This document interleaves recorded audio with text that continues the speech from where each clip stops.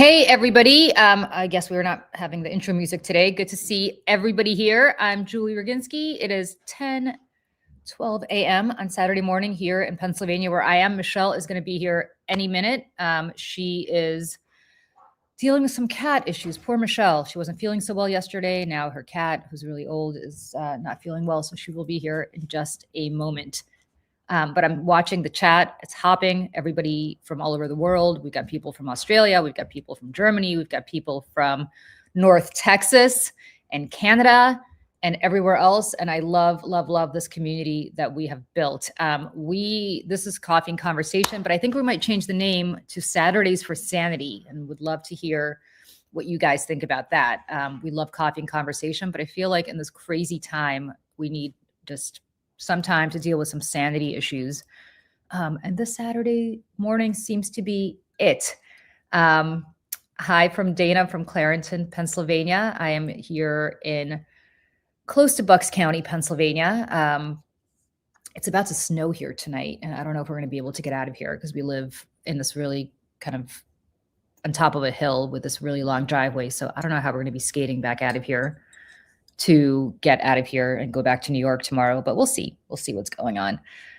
It's been a crazy week.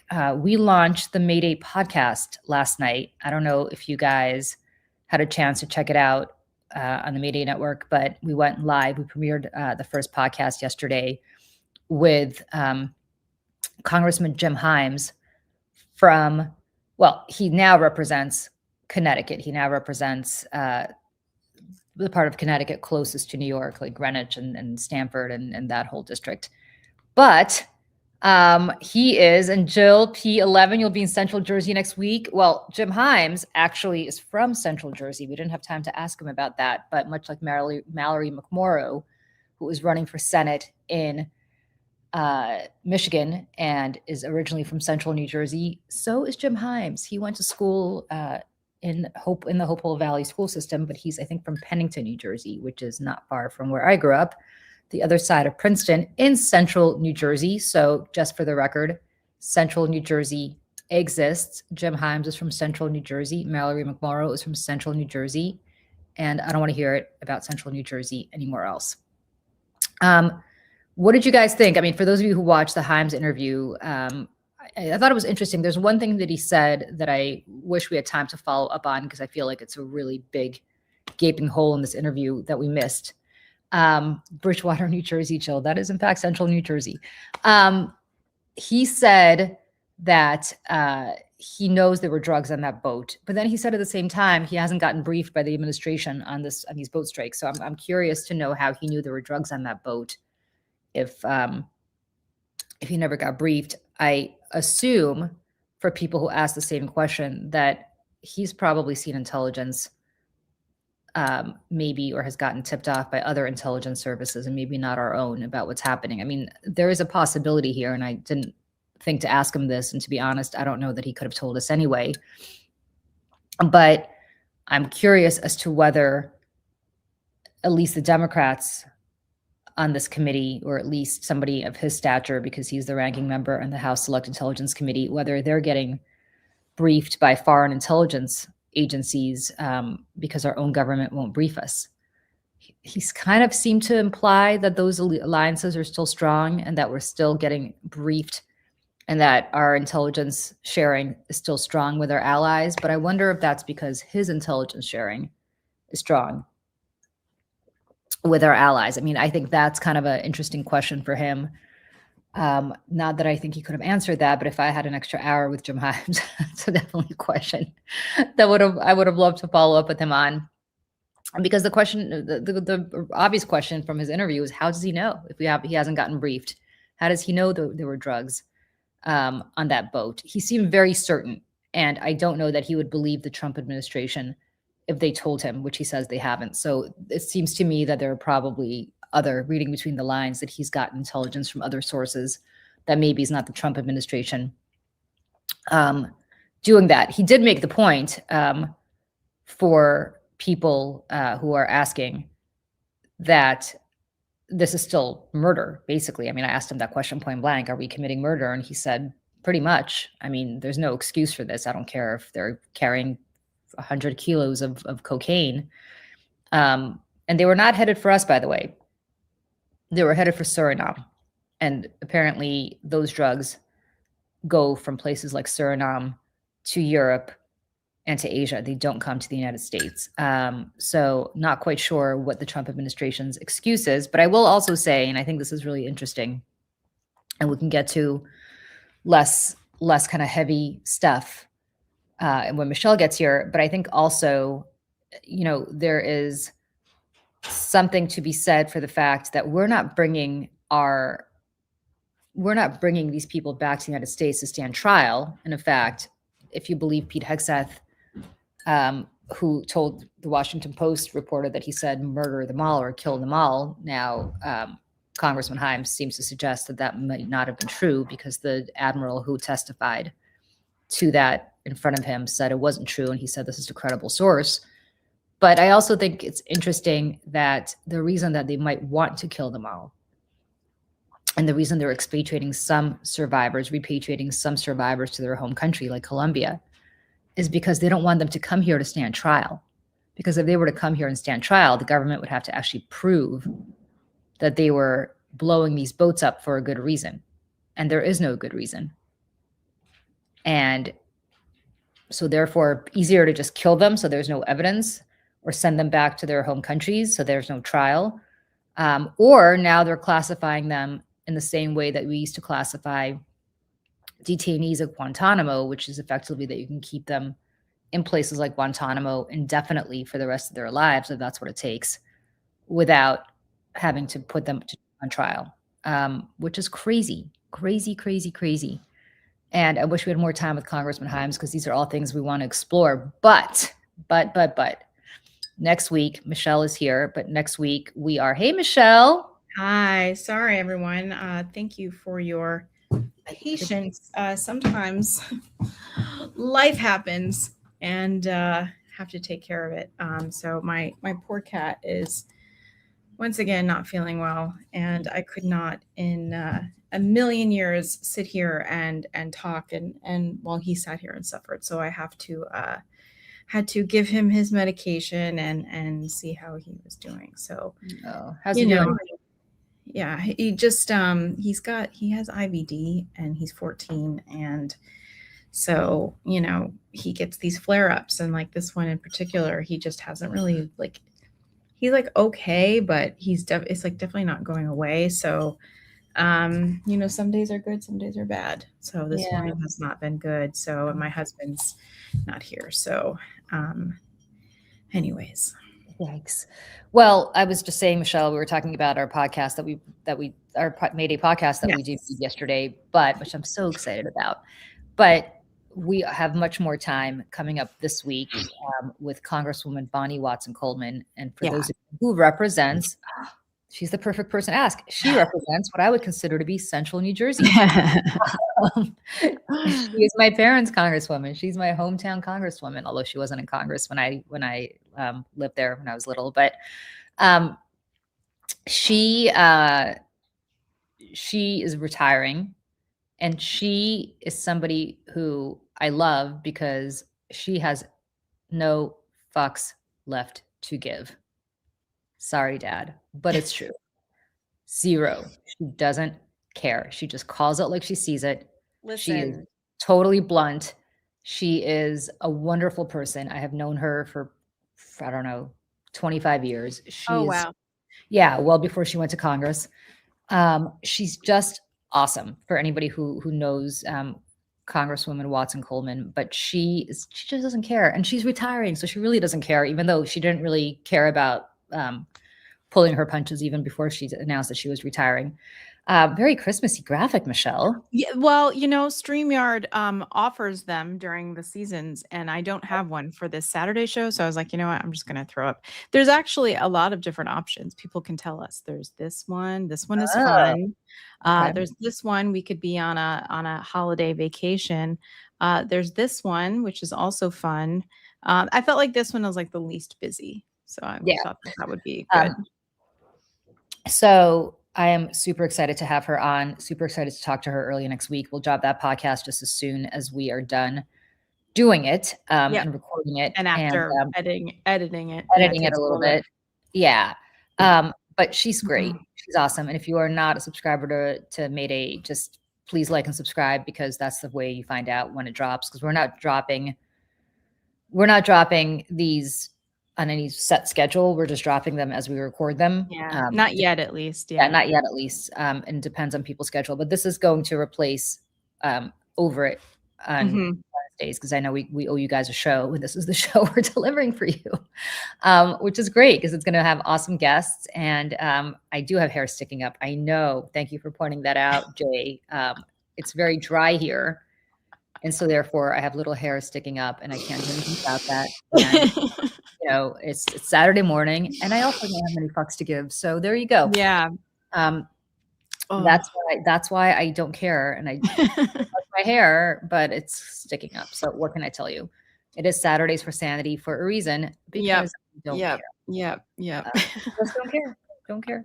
You're lucky that I put on this and not, some Listen, the fact that we're even here is a Christmas miracle. Let's just say that. Did you see I got a little tree? I got a No. little tree Oh, for my little office room. I love it. Very Just a tiny- festive. yeah, a little tree for everyone. That'd be fun. Very festive. Do you see So my plant in the back? That's totally dead, which I didn't notice was totally dead. is that your dead Christmas bush? It's my dead Christmas bush. Yeah, I gotta dump that somewhere. I've never, I don't know why I bother getting plants here because we're not here. Yeah, like you're not, unless you're getting the self-watering planters, which I do recommend. They exist? Oh yeah. Oh, There's really? a company, there's a bunch of them, but there's one particular company, it's called Lechuga, I think. And I use theirs, and the plants that I have growing in them I've had for years. Years. Really? Yeah. And there's like a little thing on them that tells you when the water's running out. I have a palm plant in my living room that is, I kid you not, 8 feet tall.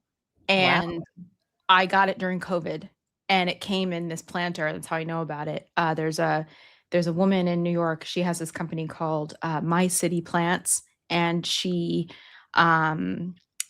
will deliver them in the thing. And she helps people like in offices and stuff like that because offices, same thing. It's like hard to keep them alive and whatnot. But definitely the self-watering planters are the way to go. For sure. Really?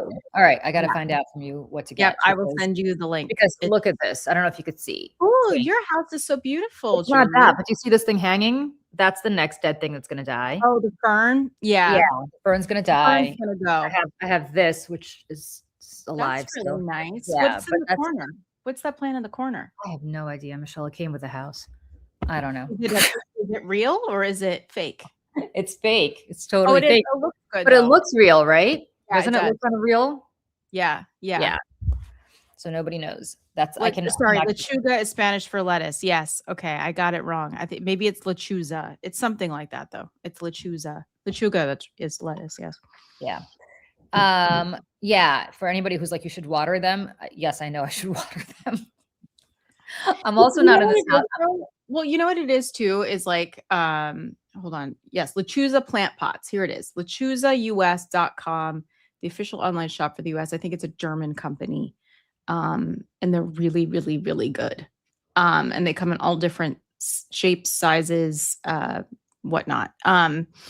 But yeah, the problem is, especially if you live in a climate like this, and at least for me, in the summertime, it gets really, really, really hot in this apartment because it's old building and it's brick and it, so if we're not here and if we're not running the air, the temperature goes up 15, 20 degrees and then the plants are like, and same in the winter because the radiator dries everything out and it's either super cold during the day, super hot at night. So trying to keep them alive in a place that you're not in every day is really, I'm not really here hard. every day. That's the problem, you guys. I'm only here.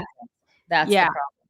Yeah. So I probably should stop murdering plants and just call it a day. Get the self-watering. Or get the self-watering. But yeah. Can I show you? Can you hold on a second? Because I'm just gonna show you guys. I'm gonna show you guys this one plant that we have that is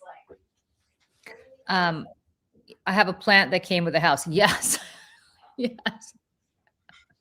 So when we bought this house, is my house in PA called Wuthering Heights? Oh, it is a little bit kind of on the moors of Pennsylvania. I'm going to show this. It does not come with a brooding orphan. This plant has been in this planter for 2 years. Look at this. Wow. And this is a self-watering from LaShuza. And So it's the planter that's the self-watering. yeah, there's water in here, and then it like goes down and it gets it. And this is the the little thingy. It tells you, it's like a little bobble thing in the water, and it tells you. And I think I water this once every month and a half. And like this is an easy, plant to keep alive. So all right. I love when someone says Michelle is like 240. Wow. The comments are really awesome today. Just everything that's like wrong. Everyone's letting us know. Pounds all the time. What? No. 240p. I'm assuming that means I'm blurry or something. Oh, blurry. Yeah. Man. You guys are killing me today. Killing me. Yeah. Michelle has been literally not sleeping for like 3 days straight. So let's just cut Michelle a break today. And that's it. And that's all there is to it. If you want to be critical of somebody, come be critical of me today. Leave Michelle. Yeah. Leave Michelle for real though? Is it it's a little blurry, yes. All right, this is what I'm gonna do, guys. I'm gonna like refresh. I don't know why. I have perfectly good Wi-Fi. I'm gonna refresh and I'm gonna come right back. Okay. But you guys, it's also Saturday morning. Like, do we need to be critical? I don't think so. I mean, could we just chill and have sanity today without being critical of everybody? Because we're doing our best, and we come here every morning at 8 a.m. and do an hour show, and then we do long podcasts, and then we do daily dispatches, and then we come here, and we're so happy to do it, and we love this community that we're building, but it is a lot of work. So if Michelle is having a tough day with her cat, or she's having a tough day the last couple of days, maybe on Saturday mornings, let's try to stow it, because it's sometimes there are harder days and easier days, and Michelle's had a hard couple of days. So, and my hair has also apparently had a hard couple of days because it is standing up. Oh, anyway, yes, if you're going to be critical, Kevin, be critical of Julie's plant upkeep. Thank you. If you want to accuse me of being a plant murderer, I own it. I am a killer of plants. That is true, but no longer, because Michelle has now opened my eyes to whatever the hell it's called, Lechuga. And thank you. Julie, tell your dad I said hello to him. I will say hello to you from you, Dana, to my dad. Thank you. My dad is busy taking care of my mom these days, so he does not have the time to watch the show as much, which is why I'm cursing a little bit more than normal. Because it occurred to me, my dad's like, you guys do a show still? So the good news is I can curse a little bit more because I don't think my dad watches enough. Much better, Michelle. Is it better? I tried to switch it because I realized I do this. I have my setting at 1080p, so I'm wondering if I shouldn't change it to 720. But it won't let me do it in the middle of a broadcast, so we'll try it for next time. Hey, you know what, Eileen? Thank you for pointing this out. I'm going to put this on. I'm going to put this on here. You know what? Can we talk about this for a second? Yeah. So I remember exactly where I was when that happened. Me too. I was actually on air with Rick Alabama at Fox, and we got this news, and we were like, "Holy shit!" Yeah. And I had just had my son. He was just a baby. Rick Folbaum I don't know if people know Rick Folbaum. He left Fox shortly thereafter, but he's been all over the place. He's a great guy. He's just a wonderful, wonderful man. He's got, I think, 4 or 5 kids. He's got a lot of kids. So both of us were sitting there completely shocked as parents. And you had to report on this, but you're reporting on this the whole time thinking about your own family and the whole time thinking about your own kids and just horrified. And then the part that I'm going to get a little political about is that within seconds, you had these MAGA trolls who were not even MAGA at the time because there was no MAGA at the time, but you could sort of see where the wind was blowing. Yeah. going after the parents, going after the fact that this was like a fake thing. It's not just Alex Jones. There's a lot of them doing it. Yeah, Pretend and the yeah, NRA went, uh-huh. the NRA did. By the way, did you see the NRA is basically bankrupt? I had Little reported heard this. story. It's funny. They've been awfully quiet lately. I haven't Little heard reported from them from story. Wayne They're LaPierre. well, Wayne LaPierre is going a little bankrupt. Wayne LaPierre has run that organization into the ground because he spent all his time buying suits and flying private and going on all these fancy vacations. So fuck the NRA. But I Mhm. will also say that you had people like that. Um, yeah, Eileen, I'd love to hear those stories. Awful, awful, awful. But you had the NRA going silent because they always do after school shootings. Yeah, they Um, just wait a couple days to yeah, start. yeah, they just pretend that it never happened. Yep. But then you had all these trolls coming after the parents and going nuts. And I gotta say, that seems to be just totally acceptable in MAGA world. Like, no Mhm. problem. And then Parkland happened, and those kids are totally traumatized. And some of them came out Yep. and basically said, "We're not putting up with this shit anymore. We need gun safety laws." And so, of course, now they're started coming after those kids. I mean, they were kids. Yeah, Um, Marjorie Taylor Greene chased David Hoggs down the street, yeah, calling him names. yeah. I mean, like, yeah. Meanwhile, it is completely unacceptable in polite society, apparently, to say one goddamn word about Erica Kirk, Yeah. right? Not even to say that her husband deserved it because he didn't. I don't think any sane person would ever say that anybody deserves to be killed. Deserves to be killed. It's always folded in this perfect little Well, it's also square. fascinating because if I were wearing that kind of eyeliner and that kind of mascara, So much. you would be having that shit rivulating down your cheeks and Mhm. crying ugly, and you would be looking like a clown with black stuff coming down your face. But not Erica Kirk. She cries in a way that keeps her makeup intact, which for women, I must say, I have actually never seen happen.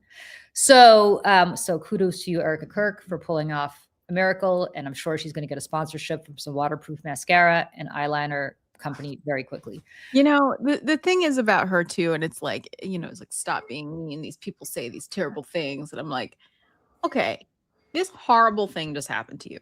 Like, okay, legit.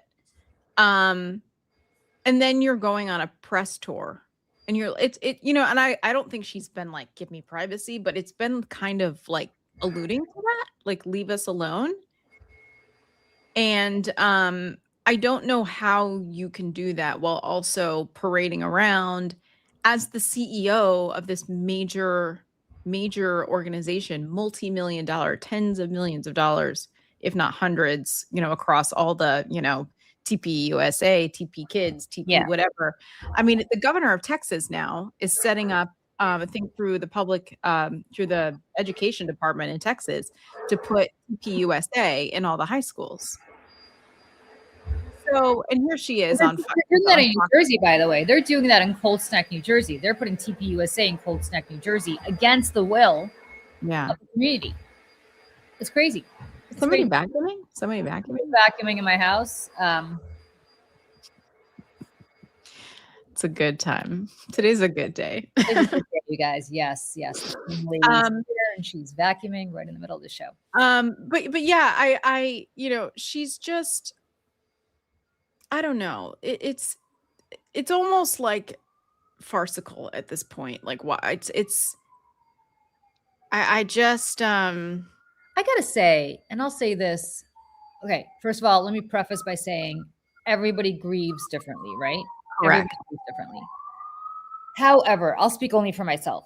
If God forbid, and I don't even want to say this out loud, something like that happened to my husband, Mm-hmm. a couple things would happen. One is you probably would never see me again because I would be just in a Yeah. state of just complete and utter, I don't even know what, but it would be a long time before you saw me again. Mm-hmm. So that's one. Two, if I decided I was going to be so upset about what happened to him that I was going to come out and suddenly start talking about it because he got murdered by somebody, and I felt the need to have a political agenda about it, which I understand people do, right? They get traumatized. They're like, I never want this to happen again, so I'm going to come, Sure. or I'm going to honor my husband's legacy by doing whatever it is that my husband Right. he is, right? I understand all of that, right? That's not how I would approach it, I think, but I don't know. Hopefully I never will find out. But let's say that all of that is understandable. Like she's like, I'm going to honor my husband by pushing his agenda forward. Yeah. I'm totally cool with that. I respect it, actually. But then just say that's what you're doing. And then understand that when CBS platforms you, as they are going to platform her tonight at 8 p.m., Ugh. you're platforming somebody who's pushing a political agenda, perhaps to honor her husband. But that's her decision. That shouldn't be for all of us to have to absorb now. Right. Right. At prime time. Right. Like, go ahead and buy some airtime on CBS. I cannot imagine the millions of dollars Oh gosh. Oh CBS gosh. giving You know, in-kind after contribution to Turning Point USA. I mean, they really should register. I don't know what Turning Point USA is, whether it's a charity or it's a C4, I think. CBS should, I don't know if they disclose their I donors, think but they'll have a C3. I legitimately think they have. There's like the they TPUSA both. PAC. There's the Yeah. TPUSA like foundation. There's like the Well, TPUSA. There's a bunch of them. They whatever, all whatever it is, you have to report to TPUSA a in-kind contribution. yeah. That's what you're doing. Like if you run a C3, you have to say that I'm a donor and I've provided in-kind services to you. Whether if you host a fundraiser for me at your house, that's still an Mhm. in-kind contribution that you're providing for me because you're Yep. paying for the food and you're paying for the drinks. If you are giving me free TV time, that too is an in-kind contribution to the C4. Mhm. And Mhm. what I'd like to ask CBS and Paramount is, are they disclosing this as an in-kind contribution? Because that's what it is. That is Yes. what it is, pushing a political agenda. This is not going to be a conversation about grief. No more than Andrew Ross Sorkin hosted a conversation at Deal Book about grief. He hosted a conversation where she decided that she was going to talk to all of us and lecture all of us, women living in New York City, about how we, if when we were single, were replacing our desire for our husband and family with politics. That bitch got a Right? lot of nerve. That bitch got a lot of nerve. Whole lot Yep. of nerve. And let's be very clear, after this airs at 8 p.m. Eastern on Saturday, when children are around to watch it, there will be a hell of a lot more Turning Point USA clubs showing up at schools. Yep. And And this is indoctrination. I mean, this is yeah, like, I mean, listen, I know there's only one Hitler, blah, blah, blah, blah, blah, but this is some Hitler's Youth stuff. I'm sorry. It just well, is. speaking of Sandy Hook, I'm trying to remember, maybe this happened, and if it did, correct me, but I don't think so. Did CBS give prime time town hall coverage to the Sandy Hook parents where they spent an hour talking about their agenda, which is why we need more gun safety? They might have. I don't Get know. guns off the streets. I don't recall that happening. Maybe there was a prime time conversation. I don't recall even that happening about grief, but I don't recall what is going to happen tonight, which is an hour-long propagandized political operation masquerading as grief porn, Yeah. interviewed Tragedy by porn for sure. grief porn for sure, Mhm. interviewed by the head of the network and questioned by evangelicals who agree with her. Mhm. I mean, Mhm. not one other person got that. Where is the town hall for the Sandy Hook parents to sit there and be interviewed Yeah. by the head of the network with whom obviously they agree in their entirety and questioned by Mhm. people who are going to people from Moms Demand Action or from Bloomberg's gun safety or Right. whoever, like-minded people who are going to be Right. like, I have a question. How much do you Right. think that, the First, Second Amendment sucks? Well, great question. Thanks for asking it. Let me answer. Well, that's the thing too, and in this, Where's the town hall for Pulse nightclub? Yes, exactly. right, Where is the town hall where you right. have the Human Rights Campaign basically seeding it with their people saying, you know what? Do you think we need to legalize this and this and this and this and this with respect to the gay, the lesbian, the trans community, the LGBTQ community? Right? It doesn't happen. Doesn't happen. It it makes me so angry. And we talked about this with Jeff Jarvis last week, because obviously I wasn't there this week, but we talked about this with him, the that they're gonna pack the audience, and they're advertising this. They're gonna fill the audience with evangelicals, right? To ask questions in this town hall. And to which I asked, well, if we're gonna both sides everything, why is there not another side to this that's being able to ask questions of Erica Kirk? Why can't people who've been hurt by her husband ask questions of her? Mm-hmm. I'm like, I'm sorry this happened to you, but this is what he did to me and my community. Yeah. Why is that not allowed? Because Why are those people not being invited? I mean, we know why, but because the only dissent that you're having about Erica Kirk right now is some bullshit fight she's in with wacko Candace Owens, who's basically saying that Charlie Kirk was murdered by some combination of the Macron family and the I'm Mossad. sorry, but they're also like two sides of the same coin. I Yeah. mean, And now, like, right. But the coverage is, oh, poor Erica Kirk. Oh, that's not just the Well- liberals coming for her. It's also wackadoodles like Candace well, Owens. You know what? Go ahead. I think I know what you're about to say. she's a blonde white woman, and the people who are going after her are liberals and a black woman. And this is the problem that they have. She is the white woman tears, damsel in distress. I'm a victim. That's the optics of this. And they're powerful optics in a very racist country. Very, very, very, very, very, very powerful. Bingo. I mean, that's actually not what I was going to say, but that's a much better point that I was going to make. The point that I was going to make, which is not dissimilar, but you just put it so much better, is who the fuck created Candace Owens?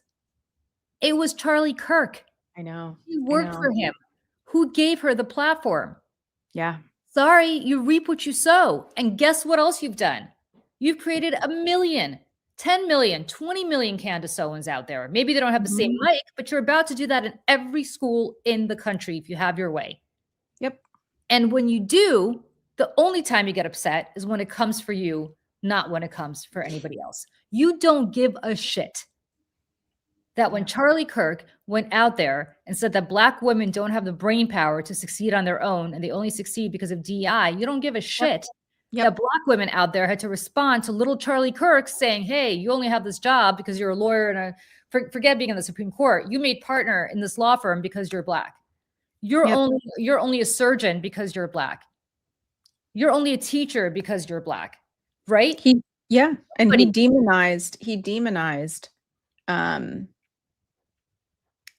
demonized knowledge. He demonized, a curiosity for higher education. He demonized women doing anything with their lives except for getting married and having children. He demonized anyone having a choice how to live their life except for the way that he and his people deemed acceptable. And, Charlie Kirk was a racist, bigoted, misogynistic piece of shit. He just was. Piece of shit. Homophobic. I mean, the list goes on. Yeah.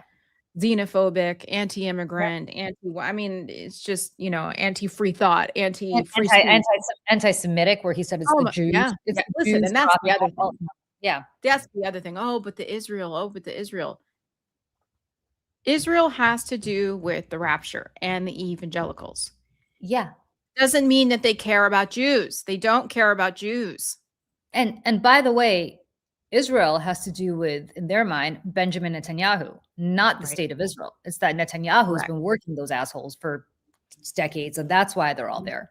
But here's the thing that pisses me off. There's no problem with all the people that Charlie Kirk and now Erica Kirk is harming because of this. And I will give you another example. What happened in Indiana yesterday, we touched on this briefly, Michelle, on the morning show yesterday, I think, but what happened in Indiana the other day, where you had overwhelmingly Republican legislators reject Turning Point USA's plan to have mid-decade redistricting. Mm-hmm. They rejected it despite Turning Point USA making this their number one priority because they were doxxed, because they showed up, because they had death threats, because they threatened their families. And these Republicans said, no way. If that's what you're going to do to us, we are not going to bend the knee. You're not going to scare us into this. They're harming their own people. They're harming their own Republicans because it doesn't matter. And nobody's talking about that. Nobody, I assume tonight, I mean, I'm not planning on watching, but I assume we'll get some clips of this. I just don't want to give CBS I don't want to give CBS the viewership, but I assume Barry Weiss isn't going to ask her, hey, how come your organization is putting these fellow Republicans in harm's way? Yeah. Yeah. It's listen. It is the thing that MAGA is so good at. They're so good at this. It's because Republicans, however many decades ago, realized that the culture war was going to be their way to ultimate power. And they played the long game for like 40, 50 years. And now here we are. And we have, it's weird that like their idea of like this demure woman is also like hypersexualized. It's a very strange kind of thing. And I was watching the I've Had It ladies last night. In my exhaustion. I was treating my exhaustion like traveling to Europe. You know what I mean? Like you can't go to bed right away because then you won't sleep. And I was just like, let me just stay up till 9:30. I guess save time. So I was like trying to fill my time with that. And they were making fun of Katie Miller. Katie Miller has her podcast now too. So Stephen Miller's wife, who is as bad as he is, had her boo on Elon Musk. And what are the odds you think of the two of them hooking up? Oh, high, very high. What are the odds of Stephen Miller caring that the two of them hooked up? Zero. Absolutely zero. What are the odds of Stephen Miller and Katie Miller hooking up for anything other than procreation purposes? Zero.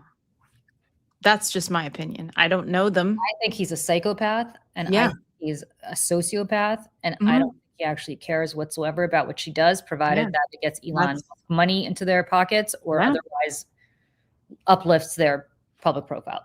Yeah. I mean, that's why that meme was going around in that cuck chair.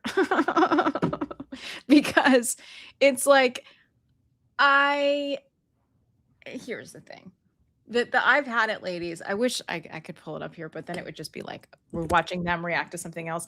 They're Katie Miller's podcast. So like she asks Elon Musk a question, right? And they're, in that high def kind of glossy thing that they have in this like apartment that apparently doesn't belong to anyone. I think they're just renting it out. He takes forever to answer this question. Like just a regular question, asks him a question. He's like, it takes him like, he's on shit. And he's not that, I'm sorry, he's just not that smart. He's certainly not articulate. And just like Peter Thiel's not either. And I should really just make a supercut of all these tech guys trying to answer questions. You should, but I don't think it's that they're not smart, Michelle. I think they're actually, and I don't mock this at all because plenty of people are. I think they're a little on the spectrum, if not a lot on the spectrum. Yeah, that's for sure. And I think they're very talented when it comes to like quadratic equation. I don't know, stuff that's like has to do with science or math or things, whatever they're talented in. I don't think they have social skills, and it requires no. Having a conversation actually requires having social skills. I mean, if you have Asperger's, you just have a hard time, I think. I mean, that's having a normal conversation. Mm-hmm. Yes, Peter Thiel was German originally. Michelle has the whole. Oh, yes. So, Michelle, tell the story of Peter Thiel because you know this so well. Yes, I really should like write this out so I can have it in front of me. Peter Thiel was born in I believe the early 70s, I believe. or late 60s, I think early 70s in Germany. And then his family moved to like Ohio for a little bit when he was really, really young, like a baby or a toddler. And then they moved to Africa. They moved to South Africa, which in a country that is now called, it starts with an N, and I never know it. Nam something Namibia. something. That they lived there. So if you look in the New York Times, there is an article because I wanted to figure out what environment Peter Thiel grew up in. So it's like, okay, he was there around like 1975, probably 1980, maybe longer. I wanted to see what school he went to, what the town was like. So I found an article in the New York Times from 1978 about the town that he grew up in, or city, like small city, whatever. Okay, Eileen's telling me he was born in 1967. There you go. Okay. So in 1978, when he's going to a little private school as a little rich kid in this place, this town was written as the last place on earth where Nazi Germany still existed. Said it was at times more Nazi Germany than actual Nazi Germany. They said that they pulled into a gas station, and the gas station attendant threw up the Hitler salute and said Heil Hitler. This was 1978 in this place. And 78. Yeah, 1978. 78. Most of us were alive in 1978. Yeah. To be clear, more than 40 years after the end, 30 years after the end of World War II. Am I doing math right? Yes. More than 30 years after the end of World War II. Yep. So he Southwest Africa is what it was called at the time. The I'm gonna murder the name of this place. It was called Swaziland. Swaziland? Swak. Swak. It's SWAKOPMUND. Swakopmund. Oh, I don't know. But his father worked in the mining industry, and that's why they had moved there. He attended a German school there, fostering a strong dislike for authority, shaping his libertarian views. But the name of this town, let me just pull this up here let me see. While you do that, can I just say this? Yeah. If you're German and you feel the need to move to this particular part of the world, less than 40 years after, well, he was born, so he was born in Germany, but they, about 30 years after the end of the war. Yeah.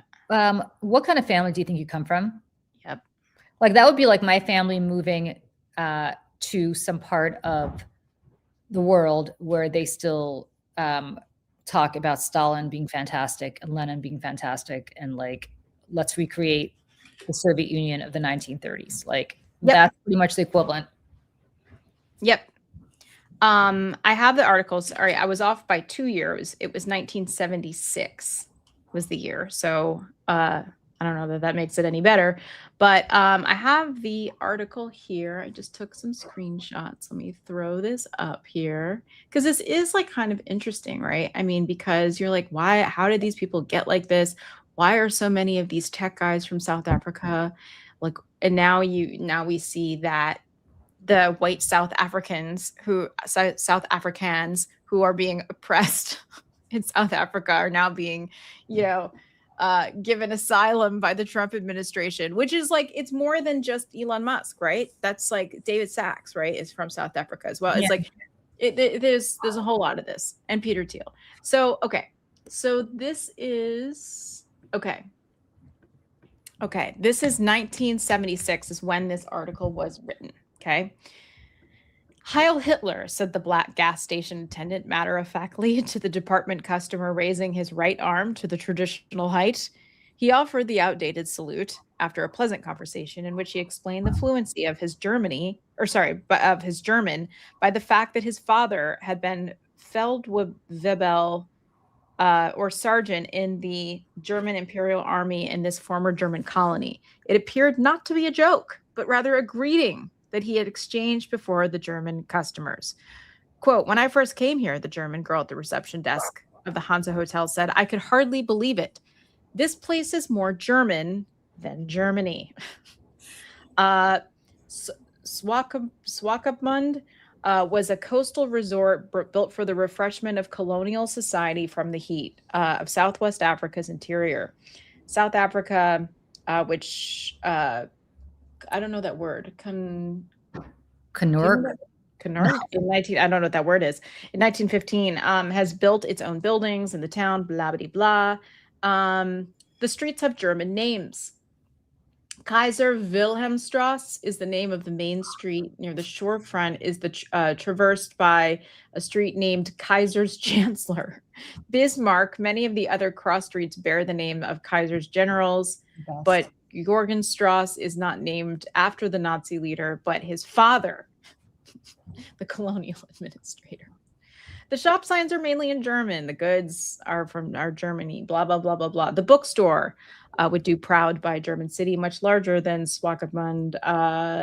There's a monument, more Nazis. A strong Nazi movement existed in Southwest Africa until the Germans were interned during World War II and vestiges strengthened by the Nazis who took refuge here. I mean, it goes on. So you can look this up. You can look it up. It's in the archives of the New York Times. And that is the town in that exact time when that was written that Peter Thiel lived there.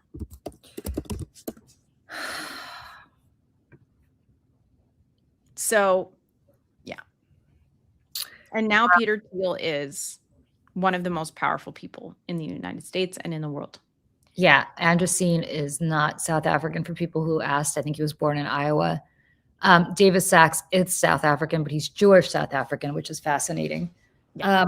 But Elon Musk is South African, and his family immigrated to South Africa because they were Nazis in Canada and got kicked out. So to be clear, these are really dangerous people, and they don't believe in democracy. They point blank think that we are rubes and idiots and should be governed by them. It's out of some crazy dystopian movie, science fiction movie, and it's crazy. And that's who we're dealing with, just to be clear. That is who we're dealing with. And it's this is the story that everybody forgets. Excuse me. This is the story that everybody forgets. Mm-hmm. This is the story. I don't think even Trump is this nuts, to be clear. Yeah, he's not. Because Trump grew up, I mean, Trump's racist, but he's kind of like, I don't want to say lazy, but it's just like, of course I hate all these people. Like it's less bloodlusty. Yeah, like Trump is like stereotypical. Trump is like, yeah, black people commit crime and Jewish people are greedy and women are stupid and they're just. And his comes from a place of being just like he's like the product of his time growing up in Queens, New York. And also a psychopath in his own right for like his lust for revenge, and apparently is a complete and utter sexual deviant and sex pest as well. But that's a whole nother separate thing for another day. Well, my theory on Trump. I think Trump is gay. Well, right. Yeah. I think, or at Trump least and Roger Ailes, maybe not together, but separately. Yeah. I can't say anything about Roger Ailes. I know, but I can. Yeah. I'm bound by an NDA. But so I'll leave that alone. But I do think that Trump is, Trump is your typical guy who overcompensates because he's trying to prevent people from being onto him about this stuff.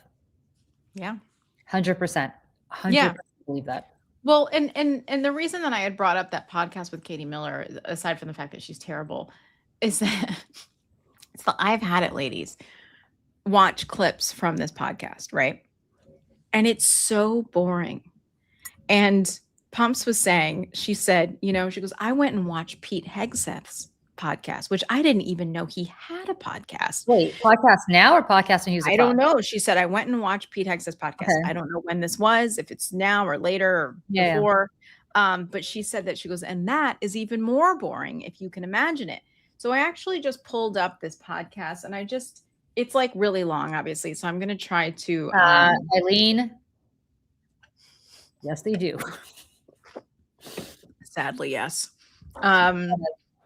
I'm just going to see, because Elon Musk's takes about a century to answer a question, not because he's terribly verbose, but because he can't speak and high. And like the two of them were like, It's like so great. So I'm just gonna play this. The story of Doge. Hold on. Hold on. Let me see. Okay. Another planet. Sometimes people think. Let me see if she asks a question. Here we go. I just think, like, from a fashion standpoint, we should evolve. It's like my son Saxon said at one point, "Why does everything look like it's 2015?" And I was like, "Damn, everything does look like it's 2015." It's like if you took a picture from 2015 and said in 2025, it looks exactly the same. There were Stylistically, things are the same as 2015. We've not moved the needle in a decade. So what should it look like? Something new. You know, like the 60s had a definitive style, the 70s had a definitive style, the 80s had a definitive style, and then the 90s also had a style, but then you start looking at the 2000s and the 2010s, and it's like less and less every year. I think we should evolve our style. And if you look at some of the older paintings, you know, of past cabinet secretaries, some of them, like, they look cool. Like their jackets are cooler than what we have right now. You know, they have sort of like a high collar and like a sort of, I don't know, some sort of, what do you call those things? Ascot or something like that. I mean, it just looks cool. Like, so, but we don't, everything's like a very normal looking suit at this point. All right. Like, I can't. We got Riveting. I have several questions. This goes on for 52 minutes. I have questions. First of all, did they just rent some like apartment? Like, right, that's what I was saying. It's like, I don't think anybody lives there. Like nobody lives there. It's some random corporate apartment. Some staged. Yeah. It's totally staged. Okay, God bless. I'm glad she has the money to do that. Right. Second, what the fuck? Right. And the whole thing is like this. She asks him a question. But look at her face. She's also like, brilliant, Elon. Brilliant. I mean, why are we subjected to this other than he's the richest man in the world? That's literally it. That's literally it. You know, he woke up at 2 o'clock in the morning, or I shouldn't say woke up at 2 o'clock in the morning. You know, after he took some ketamine or smoked some pot or whatever the fuck he's on right now, when he was saying that, he's like, you know, it's interesting. Probably listened to some like Creedence Clearwater Revival that made him start thinking about the 60s and 70s. And he's like, you know. Well, and also, like, you never think that you're in the place that has the style, right? Until you're out of it. And that's why, like, even looking back to the 2010s, you realized, oh, that's what we were all wearing then. Like, you don't realize it when it's happening. And that's the whole thing about trends. What? Why are you entertaining this conversation? Why are you even bothering to address what he's saying? Hold on. I want to see her ask a question, because it's just, okay, let me just. I think the story of Doge, from your perspective, has never been told. Do you think you were successful? We're a little bit successful. We were somewhat successful. Would you ever do Doge again? I mean, no. You ever do Doge? I think instead of doing Doge, I would have basically built, you know, worked on my companies essentially, and the cars they wouldn't have been running the cars. What's your biggest irrational fear? I try not to have irrational fears. None? If I find an irrational fear, I squelch it. If you had to start from scratch today with only $1,000. Okay, Honestly, wait a second. The look that she's giving him is the same look that I'd be giving my husband if I were interviewing him. But she gives that look to everybody. That whole that sounds you great. and I know. Look at her face when she's talking to him. Hold on. We just kind of made up an apartment. Do you think you were successful? We're a little bit successful. We were this is where you're talking about Doge. Yeah. I mean, we stopped a lot of funding for Poor kids. that really just made no sense. That was just entirely wasteful. Where we're like, for example, there was probably 100, maybe $200 billion worth of zombie payments per year, which simply by enforcing that there be a payment code and an explanation for the payment, that the payment would not go out. So we made that change to the main treasury computer and bunch of other computers. All right, stop. You see that hallway? And Yeah.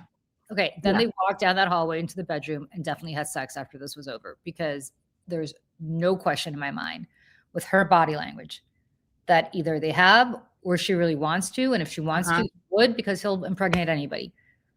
Mhm.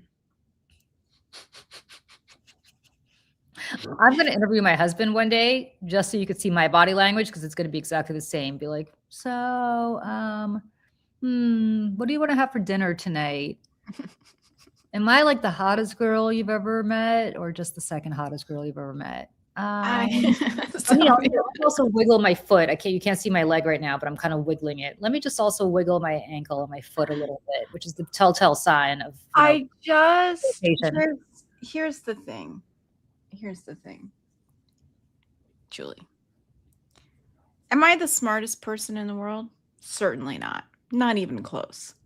Am I the coolest? Am I the most creative? I think you're the coolest and the most creative, Michelle. Well, that's very sweet of you. But I'm the point I'm trying to make here is that, like, I'm a pretty like mediocre person in the world.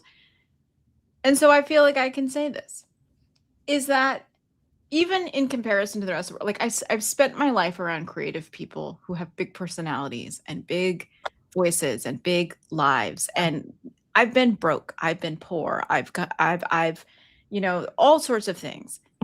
But I've never been poor in having exciting and charismatic people around me. I've always been rich in that. And these people bore me to tears. That's the thing about this. This fascist takeover is being led by the most psychopathic.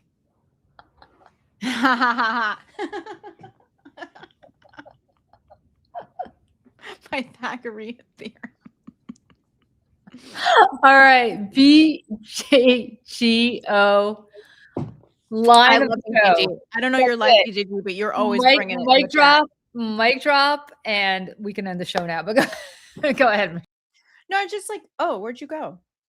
I don't know where Julie went. All of a sudden, she just disappeared.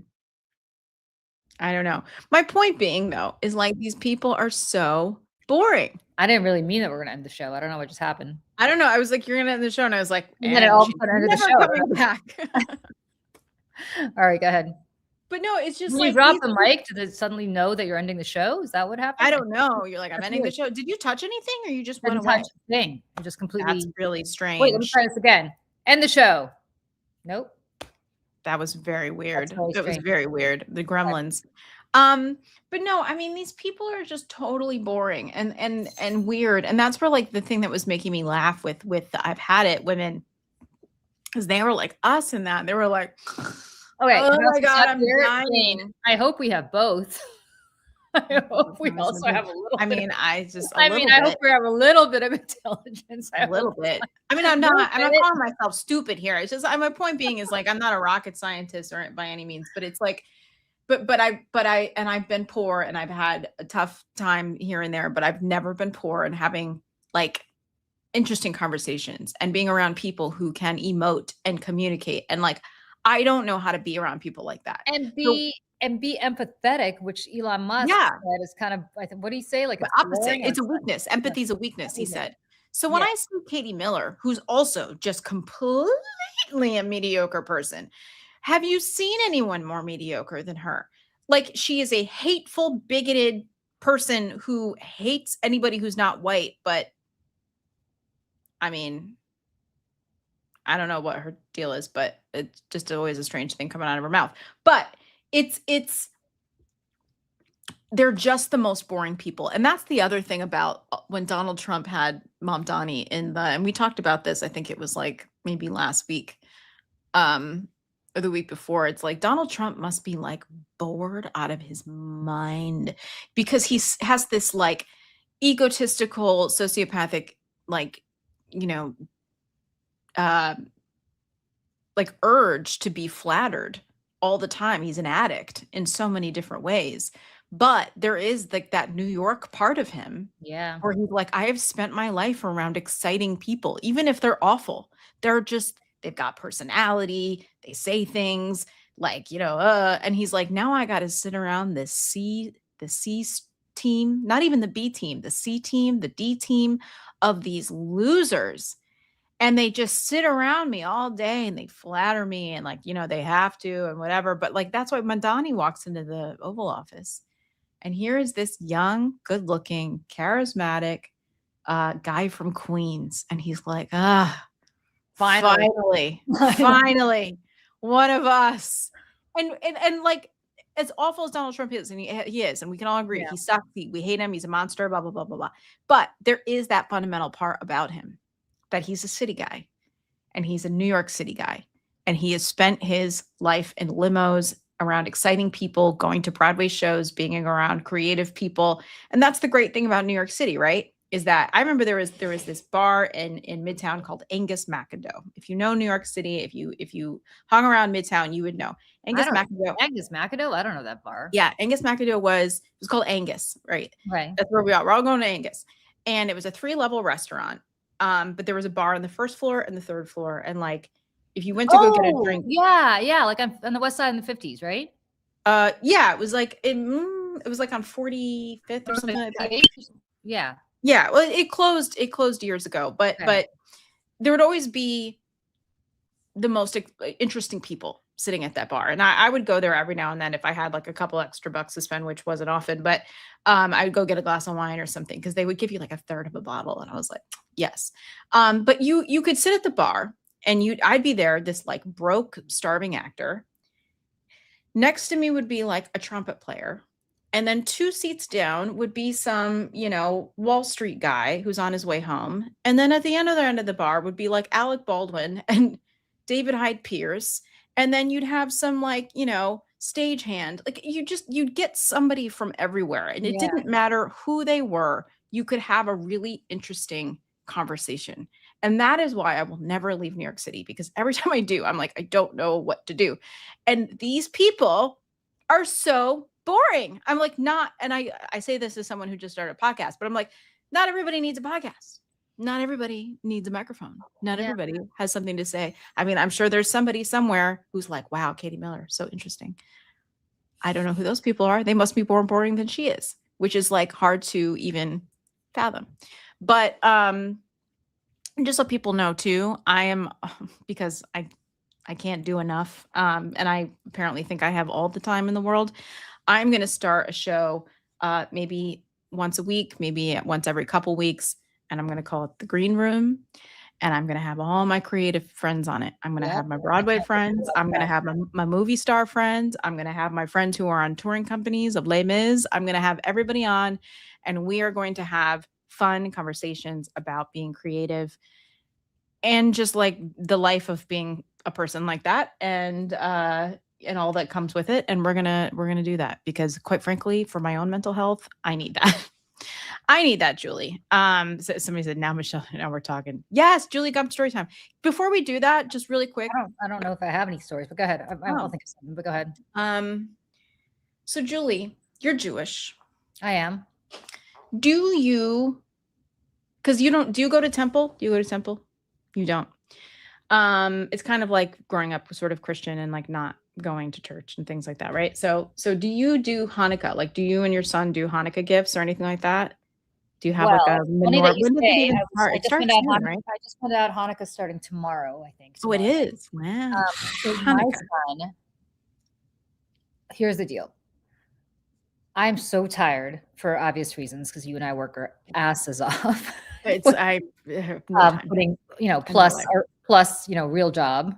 Plus families and all plus that. Family, plus the nonprofit that I run. So like, there's a lot going on. Yeah. So the beauty of Christmas for me is not presents or anything else. It's the one day a year and people leave you the F alone. Because everybody's doing their own thing. Everybody's doing their own thing, right? So, I will tell you an Alec Baldwin Kimu Gum story in a second because Michelle mentioned Alec Baldwin. So basically, I am just like you use this as like you time. Yeah, my time. Yeah. So And what we do- recharge. Yeah. So what we do is for like the couple weeks that my son is off of school and not everybody's people are working, but like my husband doesn't have to go into the office, whatever. Like we like to come out here because Mhm. it's kind of like our little refuge, leave the city and just chill, right? And do nothing. Yeah. And that's like ideal to me. Like I want to do nothing. I just want to lie in bed, stare at the ceiling. It's really quick, Heidi. You're in luck Oh, because I've got all of them. yeah. Heidi, And we they're are all so- coming on the show. Yep. Anyway, keep going. Then you should definitely tune into Michelle's show when she launches it, hopefully early Yeah. next year, Michelle. And also the Americans we might start over this period. Yeah. My friend Craig's gonna come on, and he's like Yeah. the funniest person ever. So anyway, so the point is like, whatever. I don't want to celebrate anything. I don't want to do anything. I just want to do nothing.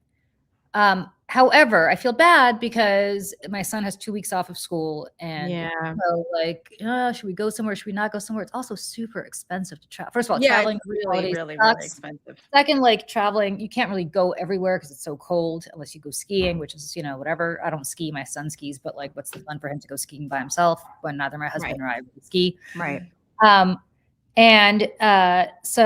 But he's been like begging me to go to, and I was like, do you want to go? And we have a lot of family in France. So one of my cousins from France is like, do you want to go skiing in the Alps? Because he has a free place to stay and all we'd have to pay when I've got miles and whatever for a flight. So all I really would have to pay for is a lift ticket. So actually going skiing in the Alps would be ironically super cheap for us. Right. Mm-hmm. So I asked my son, I'm like, oh my God, I can go skiing with Jonathan. And he skis and he loves my cousin. And like, you guys go skiing. Yeah. And he's like, no, I don't want to do that. And I'm like, are you kidding me? Like, who's passing this up? Like, you are beyond spoiled. Like, how do you possibly pass up this incredible opportunity?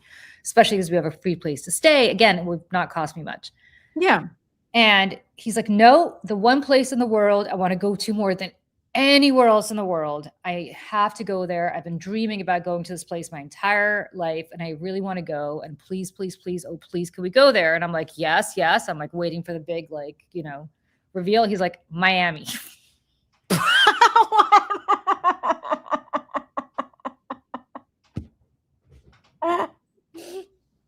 Now, if you know one thing about Julie Roginski, besides the fact that she's Timu Gump, she also hates Florida. Every part of it.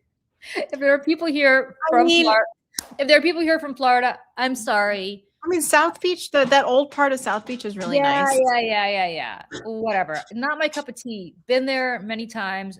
Don't like it. Miami. It's too Kardashian. It's too like. It is. People wear like heels to the pool. I'm like, what's people wear happening heels here? to the pool. Like, I don't want to put on Erica Kirk level makeup to go like get a drink. Like, no. Yeah. Everybody's like walking around in a thong. I'm just like, I'm not interested. out of water here. To each their own. It's not great. I just am like, I have nothing to. I'm looking. I'm a pasty. I can't. And again, like to each their own. Like places that. By the way, my idea of a vacation, and this drives my son crazy, is I'm like the Baton Death March. Like, let's walk around a new city for 17 hours a day. You and my husband should go on vacation, right? Right. And you, I think, and my son have a similar vacation aesthetic, which is let's go hang out by a pool and just relax and do nothing, right? Even I just want to like when I went to Paris for the first time, I said to my husband, I was like, I don't want to make any like crazy ass plans where we're walking around like a crazy people and then we're tired at the end of this. I want to go and I want to find a cafe. I want to sit in a cafe for 3 hours. I want to go sit in the park for 3 hours, But that's how I feel. No, that's totally fine. That's chill. That's totally fine. His idea of a vacation, which is a lot of people's idea of a vacation, is I want to go somewhere and just do nothing because I worked so hard in school during the year. I just want to go hang out by the pool. Like we went to Arizona last year and I took him to the Grand Canyon and I took him to Sedona and he was like, this is the worst experience ever. What he loved about Arizona is we literally sat by a pool for the other days and just did nothing. So I know the only good thing about Miami. You know the song? It was when Rose and Miami, you've got style, blue sky. I know the whole thing. Anyways. Yeah. So anyway, so the point is he wants to go to Miami. And he wants to go to Miami. And then he wants to go to a Miami Heat game. And he wants to go to a Miami Dolphins game. And so as I'm watching the cha-ching cash register adding all this up, I was like, fine, we will go to Miami, which by the way is really expensive. It is. It is very expensive. During the holidays, because obviously we're not the only ones who have the idea of going to Florida and being somewhere warm.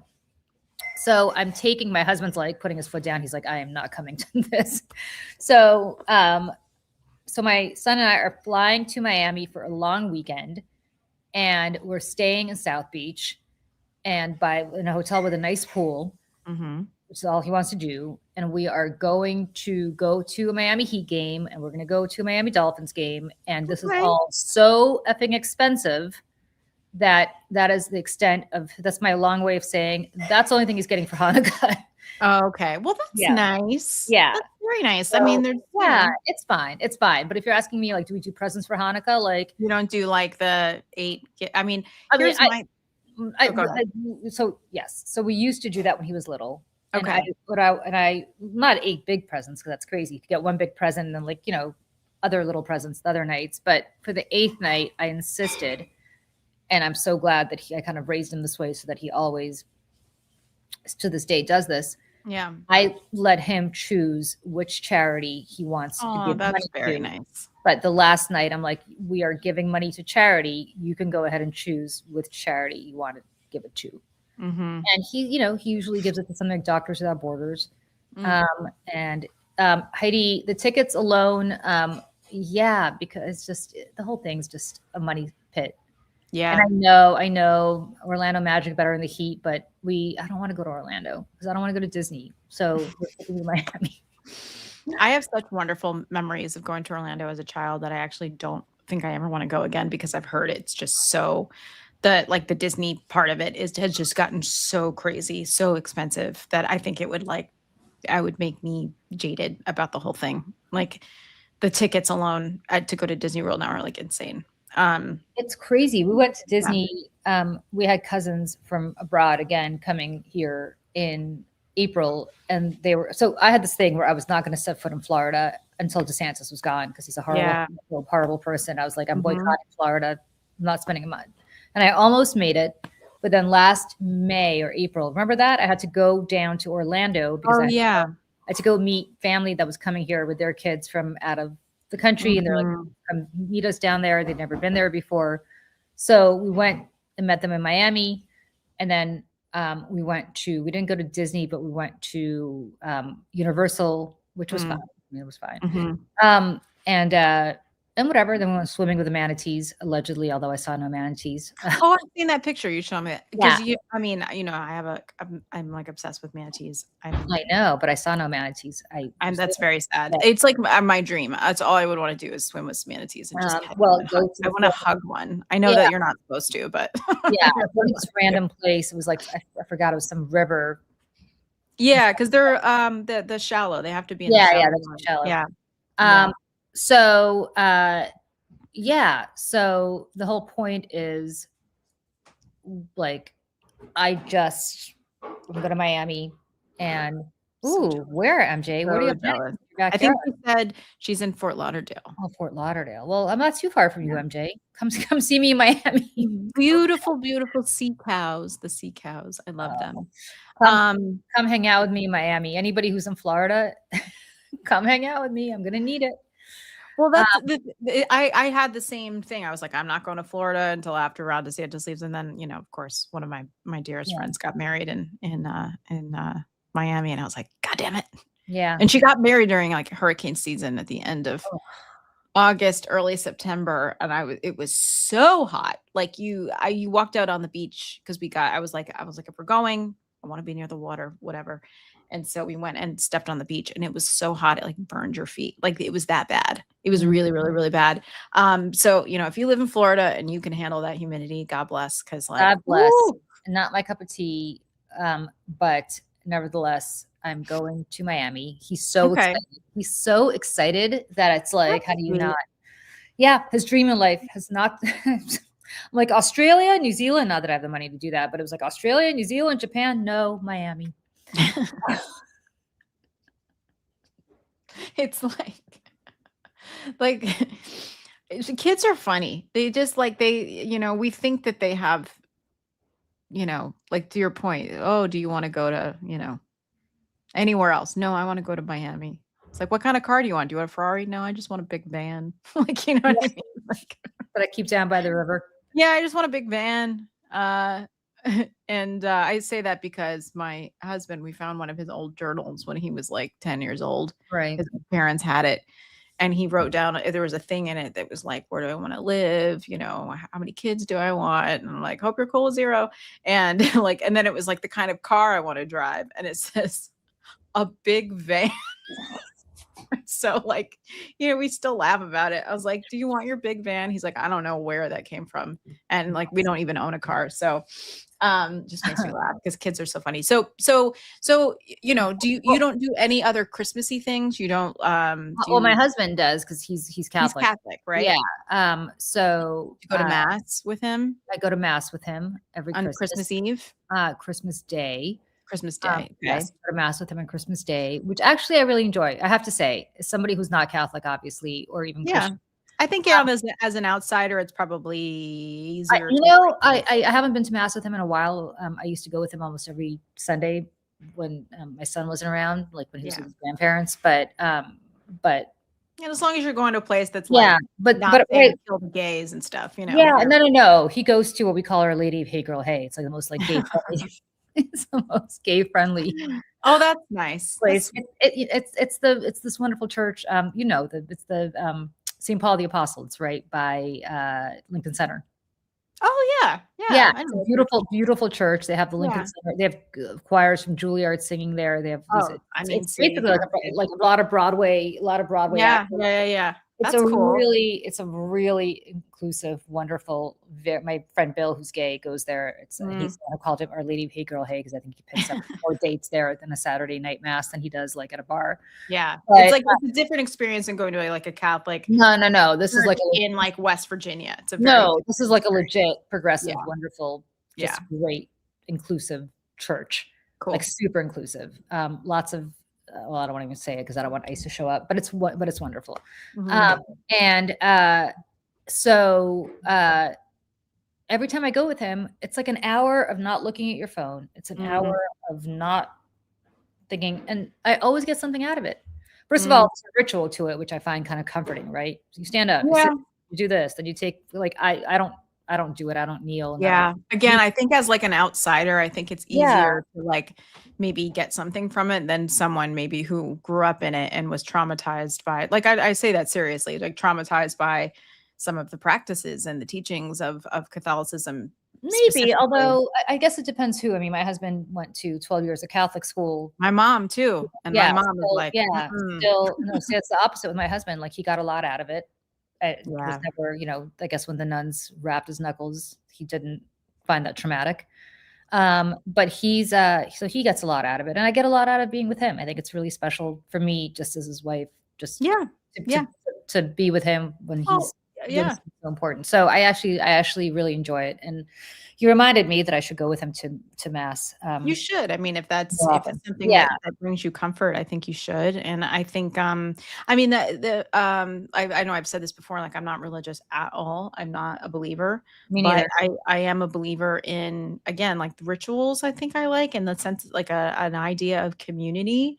And I often think to myself, man, I wish that I was a believer because, man, I feel like life would be easier to have some answers and a place to go. But I do go to the Cathedral St. John the Divine like pretty often.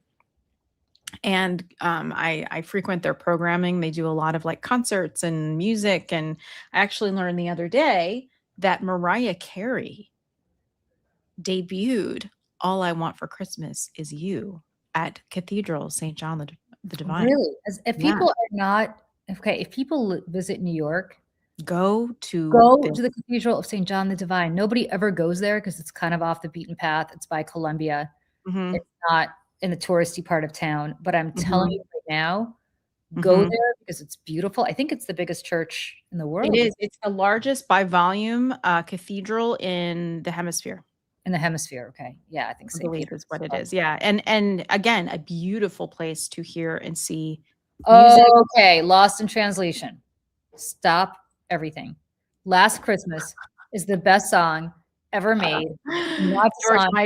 Not dishonor Andrew Ridgeley and George Michael that way. You're about to get banned from the show forever. Take it back right now. I feel very strongly. Not really. Please stay. Not really. but I feel very strongly about Wham. I feel incredibly strongly about Last Christmas. I don't feel that strongly about the video because it makes no sense. You know, there's a movie that's like based around, Yeah, like it's it's Parasite. around the, Yeah. yeah. But No, I mean, like there's a movie called Last Christmas. It's like a fictional movie, but it's the Last Christmas. The song is like throughout the whole movie. I don't know if you know that, but I did not. Mhm. Anyway, Last Christmas is amazing, and I don't want to hear it. And it's the best Christmas song of all time. It will never be topped. And that's all there is to it. End of discussion. That's it. Well, it's funny you say that Oh, because Ben? I hate that Sorry. song too. Well, no, it's funny. Well, first of all, I just want to say the last thing about St. John the Divine. One of my friends own a music club in New York City called Les Poissons Rouges, and they're amazing, and they're always doing like really cool kind of like outside the box stuff, and they produce programming all over the place outside of the club. And my friend is producing a concert at St. John the Divine with Robert Plant from The Who. Do you want to come? What? You want to come? You know how I feel about Led Zeppelin. I know. Okay. It took I've you been waiting to tell an you. hour and 33 minutes from the start of the show to inform me about this. Well, text actually, 24 technically an hour and 21 minutes, but We yes. text 24/7, and this just occurred to you to tell me this right now. You are Yeah. about to get banned from the show. What are you talking about? What I is know. this show with I Robert? have to, I know. It's yeah. I need to text him and get some more information, but it is happening, and I do know that's happening. When is it? I mean, it's I mean, they were just in there walking the space the other day, so I don't. I mean, Michelle. fairly soon, I guess. Michelle, I know. if you could Yes. get me in backstage to just say hello I'll to Robert. try. I don't know if I can do that, but I'll try. I'll try. Michelle, I'll it try. is the only thing I will ask of anybody in my life. I need to meet Robert Plant. I must. Okay. meet him. I will do everything I can. I mean, he's like Robert Plant, so it's like it's if it was I just want to say hi. I understand Okay. that at the age of 52, I'm about 45 years too old for Robert Plant to find attractive. But having said that, I just want to meet Robert Plant. yeah. Well, it's Please funny don't enough. sell that plant. All right, Michael Avery, too. Oh, see, that's good, but That's good. That's good. I was talking about Kieran Culkin, I think was it yesterday. He went to high school with my friends who own and run Les Poissons Rouges. So they all went to this school called the Professional Children's School in New York, and it's like a high school for kids who work, essentially. And Dave, you know, I used to be tight with these people when I was younger. I haven't seen, you know, I don't really hang out with them or see them really at all anymore. But except for Brett, who's my friend who I talked to the other day about this. This is the Robert Plant guy. Yeah, yeah, he's the one. He like produces and does development and stuff like that. So yeah, I mean, Brett's like one of my oldest friends in New York City. I've known him for over 20 years. He is a lovely person. He's fantastic. But Dave is one of their other friends from high school, is one of the owners. He's like was a music prodigy as a kid. And like, so they're and one of the things that Dave always said to me, especially early on when they first opened, he's like, I'm a musician first, club owner second. And that really is the philosophy of this music space, is that they always approach everything as artists first before, you know, the business part of it, which I always appreciate. And that's why you can always expect very cool outside the box things from them. But yeah, that's how I know all of them. And that's because back in the day, we all used to hang. But yeah, so I'll ask him, I'll get some more information about this and figure it out. So I don't have any Eminem connections. I'm sorry. None. I don't have anymore. I used to. I don't anymore. You? Yeah, I don't. Yeah. There's a woman I performed with back in the day who used to record with him in Detroit. Yeah. My friend Brian performed with Dave Matthews for a long time. That's my kind of one connection to that's all I ever think when I hear like after Julie's Jay-Z story. Oh, I forgot I told you guys a Jay-Z story. Yes. Right. Yes. You know, I was going to ask you too, like about Christmas music, because I feel like it's that time of year again. Remember I said like, no, not everyone needs a podcast. I don't think everyone needs to. Hugh Jackman's great. You know, that I have met Hugh Jackman software several times. So Hugh Jackman used to live in a pretty fancy building on the West Side Highway, not far from not in the West Village, not far from where I lived. And there was a restaurant at the bottom, in the, you know, sort of on the ground floor of that building. And I used to go there for brunch all the time because they had this, nobody knew about this, but they had this great prefix brunch. And I used to go there, and Hugh Jackman was there all the time because I think it was just an easy elevator ride down. Yeah. And he was the most, like, you could always tell how people are judging by how they treat waitresses and waiters and you know, when nobody's watching. Listen, he's a theater guy. He was the most polite. Oh yeah. Wonderful. I've heard really lovely things Sweet. about him. I mean, like literally I would see him there once a month at least. And it doesn't matter. I mean, he knew them all by name. He knew all of their family. Like, he was just so unpretentious and so wonderful and so great. And I never spoke to him other than looking at him being like, because he was so I good. know he is very handsome. Yeah. But yeah, he was really, really, really great. His girlfriend was really kind to me, though. She wasn't scared. Who, Hugh Jackman? I know he's now, it's kind of sad. Sutton Foster now, which is like kind of crazy. At least he was last time I checked. But it's just kind of like, what a match. But the thing about Christmas music, I wanted to ask you, because I feel very specific. I was saying, like, not everyone needs to record Christmas songs. Not everyone does. And I feel like every time I walk in, I did a whole thing on my Instagram about this, and people, I don't know, some people agreed, some people didn't. When I walk into a store and I hear like every pop singer on planet Earth either making up some weird new Christmas song that didn't need to exist, or covering and like murdering a classic Christmas song, I'm like, stop it. Because all of them are trying to cash in like Mariah Carey, and and you're not gonna do it. You can't do it. It's that it's a diamond in the rough, and that's why I feel very specific about Christmas music. And I know you're not a Christmas person, but like for me, it's Judy, it's Frank Sinatra, it's Tony Bennett, right? And then we're into the more modern stuff. Ingrid Michaelson has a great Christmas album, Brian Setzer Orchestra. But like, that's like kind of it. Like, I like the Christmas music besides Last Christmas, which I love and could listen to 24/7. Nat King Cole, yes, of course. I love old Christmas music. Like nothing. Yeah, that's what I'm saying. Like it's got chestnuts roasting by an open fire, all of that. Like nothing beats Winter Wonderland. No, exactly. They're just great. Exactly. And that's why I'm like, stop. Everybody's trying to do too much. I'm like, keep it simple. I like the old stuff. Like people are saying Bing Crosby, obviously. Yes. Obviously. But like this, like the line, like, may your days be merry and bright, and may all your Christmases be white. I don't know why that line always brings tears to my eyes. Like I have no idea why it's so sentimental to me, but even talking about it makes me kind of really emotional. It's just such a great song. By the way, all those songs are written by Jews. I don't know if you know that. Oh, this is my favorite part. Mel Torme Mel Torme and Irving Berlin and all those guys. Yeah, it's kind of funny. And most of them are not about Christmas. Right. I mean, and Have Yourself a Merry Little Christmas too is my favorite great song. That's why I sing it everywhere I go. And if anybody is like, because I know people are like, sing, Michelle. I'm never going to do that.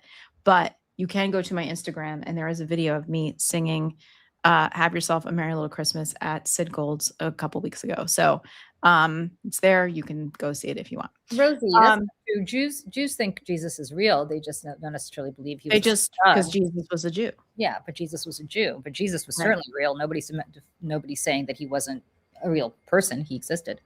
Yes. What about movies? Do you guys watch Christmas movies in your house? Well, you guys don't really watch a lot of TV anyways, but. So my husband is obsessed and always makes us watch, obviously, what's it called? Why am I blanking? The Jimmy Stewart one. It's this is where I'm going with this. Yeah. It's a Wonderful Life. It's a Wonderful Life. I don't even know where to begin with how wonderful this movie is. Really? I disagree. Oh, no. I know. Okay. My husband and I, it's first of all, Frank Capra is one of the most incredible American storytellers to ever exist in the 20th century. So there's that. Then there is, and David Lynch, who has passed away, what was it, last year or 2 years ago? Just great interview with him, on camera interview, where he talks about Jimmy Stewart in this movie, and David Lynch started to cry. And after watching this one part where you hear things in Jimmy Stewart's voice that are so guttural and so primal, because he had just gotten back from the war himself. And so, he was bringing a lot of that trauma and survival, trying to reassimilate into the world. And, there was a part of him when he came back from the war, he's like, I don't know if I've got it in me anymore. And then he made this movie. And it's Bedford Falls is based on, if you guys don't know this, if you've been to Seneca Falls, New York, that is Bedford Falls. And so I was in Seneca Falls last year, and I wanted to pull up, if you go to the bridge, first of all, here's the bridge. And there is a plaque there saying that Frank Capra, blah, blah, blah, it's a wonderful life. Mr. Capra is known to have visited here in the mid-1940s at the time of the screenplay of the film was being developed. Many similarities between Seneca Falls and the fictional Bedford Falls. Among these are the design of the Bridge Street Bridge, the use of several places and personal names, and the village geographical location. And so there's like, it was 100 degrees when they filmed that movie. I didn't know that. Yeah, they filmed it in I think in Whittier, California or somebody. To your question, resist. This is what I was saying earlier, and I was like, I'm not going to say it, but I think we all know what I'm talking about. Kim Kardashian, who's obviously the same amount of self-tanner. So yes, she was white. Anyway, yeah, I don't know why I don't love that movie. I don't love that movie. It's fine. Really? I don't love that movie. Interesting. Yeah. Interesting. My husband loves, it's his favorite movie. He watches every It's time. beautiful. What a beautiful story. It's very emotional. Story. Yeah, it's I watched that movie and think Donna Reed could have done better. But